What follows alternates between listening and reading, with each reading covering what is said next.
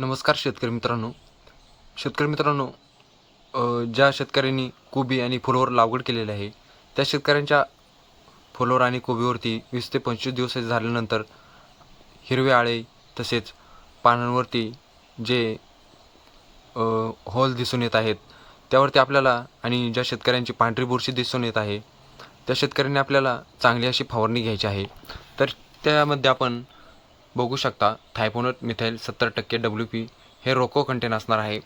आपल्याला त्याचे 40 ते 50 ग्रॅम आपल्याला प्रतिपंपासाठी घ्यायचे आहे आणि त्यामध्येच आळेला आपल्याला बुरशीसाठी घेतलेला आहे आपण रोको आणि त्यामध्येच आळेला आपण घ्यायचे आहे प्रोपेक्स सुपर, प्रोफेनोफॉस 40% आणि सायपरमेथिन 4%. त्यामध्येच आपल्याला ॲड म्हणून इमॅमेक्टिन बेन्झोएट हे 5% SG याच्यामध्ये आपल्याला घ्यायचं आहे.